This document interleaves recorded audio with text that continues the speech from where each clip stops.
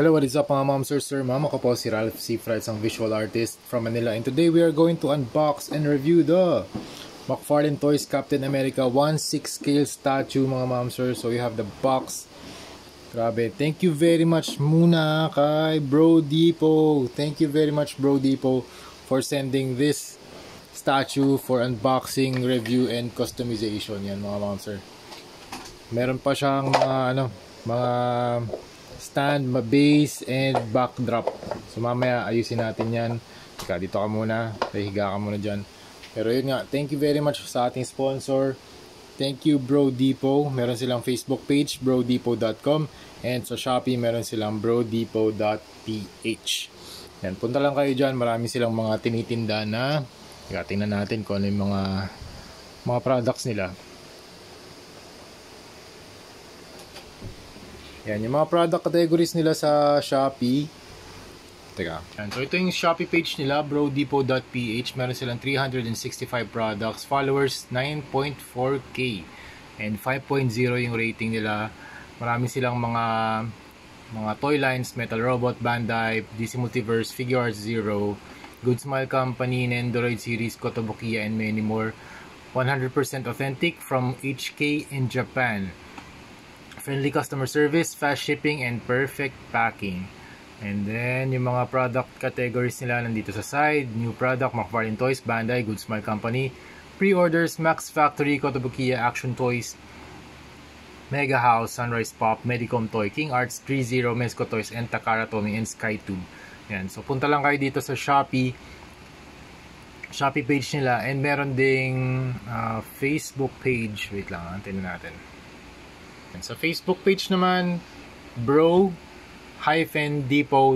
So yun yung name. Click nyo lang yan mga ma'am, sir, and makikita nyo yung mga updates nila dito. Meron silang mga promos, buy 3 and get 30% off. Nag-update sila ng mga live videos nila. Nagbibenta din sila dyan, live selling. Ayan, buy any 3, 30% off. Ayan, marami silang mga promos. Mga what's happening now in BroadX, TCG, and collectibles. There you go. Tapos yung mga pre-orders nandito rin. So updated to mga ma'am, sir. Yan. Punta lang kayo dito if you want your toys and collectibles from brodepot.ph. Okay, so yun mga ma'am, sir. This is the box, window type box. So makikita nyo na agad yung statue ni Captain America na 1/6 scale. Laki nito mga ma'am, sir. Mamaya measure natin kung ano yung dimensions niya. And sa side nakalagay Captain America. And then we have the Marvel logo sa lower left. Tapos meron din siyang comic book na kasama, The Amazing Spider-Man issue number 323. And then sa side, McFarlane Toys, Captain America, Marvel.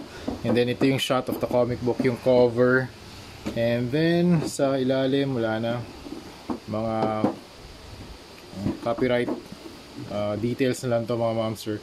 Includes comic book, okay, barcode and stuff, serial numbers. So let's set this aside. And then review na natin yung statue. Meron pala siyang kasamang ito comic book. Tingnan natin kung ano yung mga laman nung pages or mga illustrations. Meron din siyang kasamang card. Yan. Makikita nyo rin sa back of the card yung synopsis ng Captain America. Guest starring Captain America as tension boils over in Symkaria. Cap provides an assist to Spider-Man and Silver Sable. Will the trio be able to pull off a heist of Ultimatum's HQ? More truths revealed about the mysterious Solo. Okay? Ganda. Ganda ng card. Super premium, and meron pa siyang separate na plastic for protection. And then ito yung comic book page. Very nice print. Very colorful. Wow, nice. Ganda. Ito yung Jim Lee na na panel. Ganda. Ito alam ko si McFarlane din naggumawa nito eh. Tapos meron din 1/6 scale na Spider-Man na statue. Ganda. So if you want to read this, super nice. Magkakaroon na lang tayo ng magre-record na lang ako ng video for this. I-flip lang natin. Okay, start tayo dito sa backdrop niya. This is some kind of a destroyed na city na backdrop na merong mga bricks, may mga walls na nasira, parang battle damage talaga, digmaan talaga yung setting. This is war zone. Okay, sukatin natin yung dimensions, almost 12 inches. Tapos ito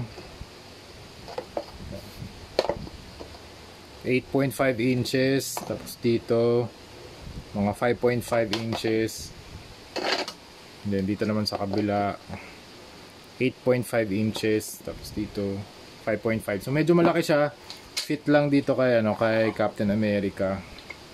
Wait lang ayusin lang natin to. So ito yung statue. Kapag stand-alone siya, di ko sinasama yung base mga 10 inches tall. 10 inches tall. So hindi talaga siya 1/6 scale kasi mas maliit siya sa 1/6 scale. Ang 1/6 scale mas malaki pa dito. 12 inches yun mga mamsir. Yan. So kung sasama natin yung base, doon pa lang siya magiging 1/6 scale. Tapos in 12 inches. Yan. So comparison, ito yung Marvel Legends na 6 inch. Yan, 6 inch. Tapos meron tayong Funko Pop. Yung Funko Pop maliit lang. Yan. And then we have Blockies, mga 4.4 inches lang to mga mamsir. And then we have McFarlane Toys. Saan yan? Ito. McFarlane Toys na 7 inches tall. Yan. So at least meron tayong height comparison. Okay. Tapos ZD Toys na Iron Man. Yan.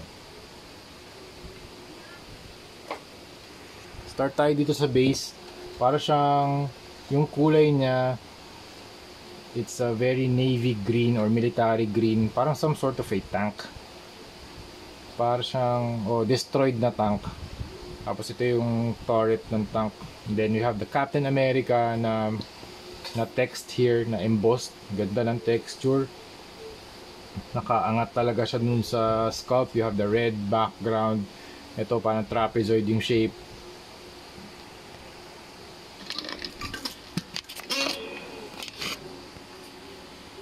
Tapos yung text niya color yellow, and then yung shadow niya black. This one military green. Tapos meron dry brushing ng silver. Tapos yung rocks dito color gray. Tapos sa ilalim, it's just a plain green plastic. Tapos dito naman kay Captain America, super cool. Medyo mabigat siya, hindi siya hollow.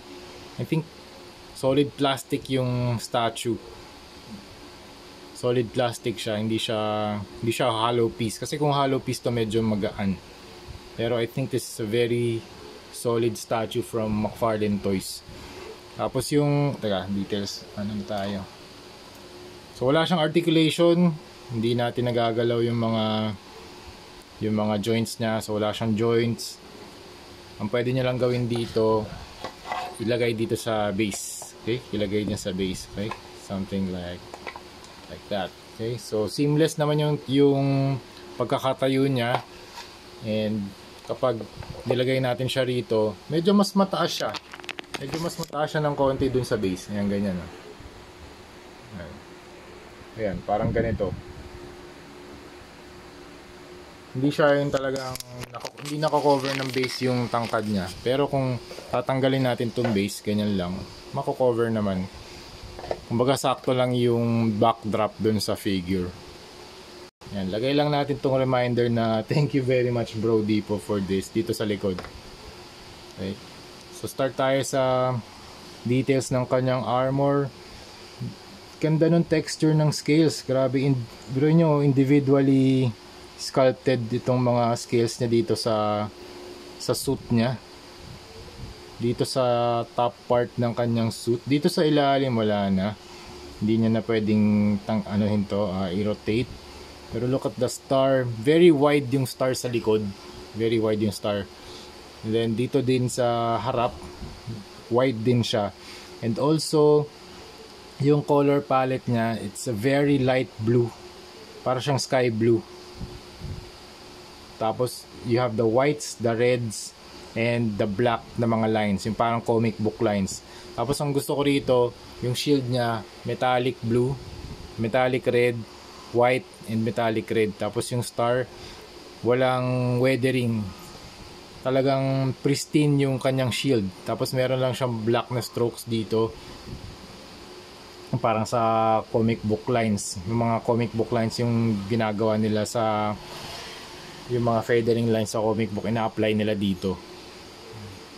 Ganda ng ganda ng pagkakagawa ni McFarlane Toys dito sa mga Marvel na mga statues nila. Actually, first time kong makahawak nito yung Todd McFarlane X Marvel. Ito yung first na nahawakan kong figures dun sa line.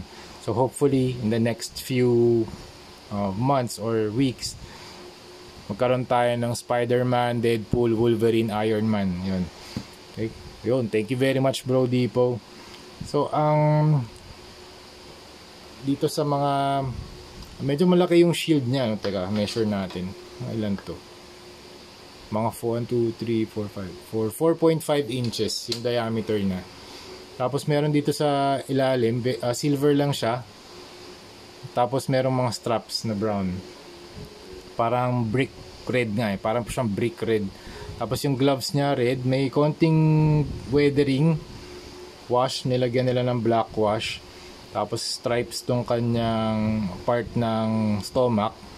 You have the red, white na stripes. Tapos ito, ang ganda talaga nitong mga scales niya. Panalo talaga yan. And then you have the neck muscle. Yung letter A sa kanyang head, and also yung wings dun sa kanyang part ng head, meron ding line art. Then you have the ears, yung kanyang headwear or yung headwear, yung mask. Then okay naman yung pagkaka-paint ng mata, hindi naman siya goofy tingnan. Then you have the pointy nose and the mouth.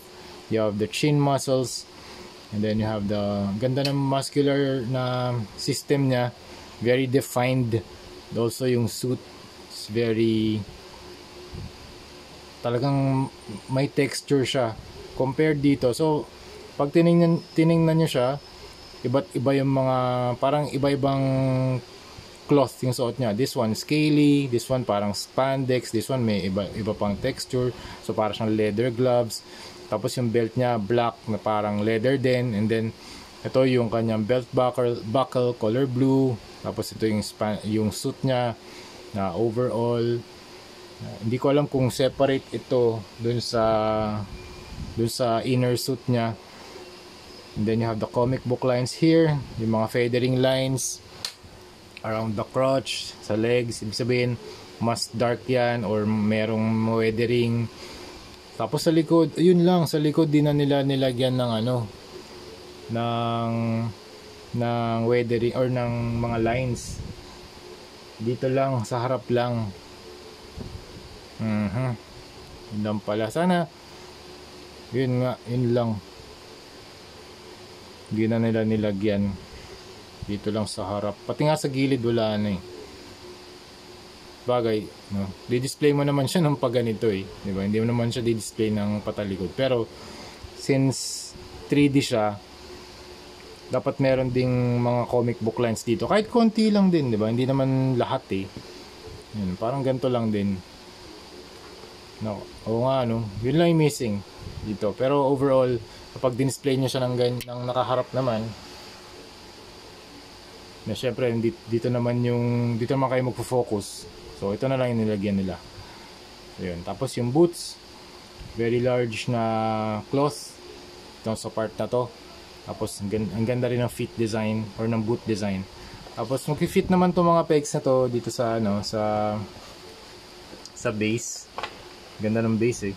Para siyang military truck of some sort or tank. Ayan. So overall, ganito yung itsura niya. Again, thank you very much Bro Dipo for sending this statue for unboxing, review, and customization. Marami pa tayong gagawing videos together. Kaya ito, thank you very much for sending this kasi gagawin natin dito. I-start na natin to for customization process. Okay? Pero overall, grabe ang ganda nito sa sa Captain America display. Lalo na meron tong backdrop. So yung backdrop niya medyo bitin lang na onte. Pero pwede na rin kung si Captain America nasa baba. Yung wala siyang base. Pwede na. Ang ganda ng, pero kung yung display nyo hindi nyo naman gagamitin tong backdrop, okay lang din. Nakafocus sa kanya yung mga spotlight. Tapos katabi yung comic book. Maganda rin yung display option. So yun, that's it. Teka, lagay ko lang din dito. So yung makakuha nyo dito sa McFarlane Toys na package from Bro Depot, yung pag umorder kayo. Actually sa lahat naman, si Bro Depot lang nagpadala sa akin, nag-sponsor sa akin. Thank you very much. So meron kayong comic book, meron kayong card, and then you have the statue, and then you have the backdrop. So that's it. So yun mga ma'am sir. That's it. Thank you again, Bro Depot, for sending this. Thank you very much for watching and see you sa next video. Bye-bye.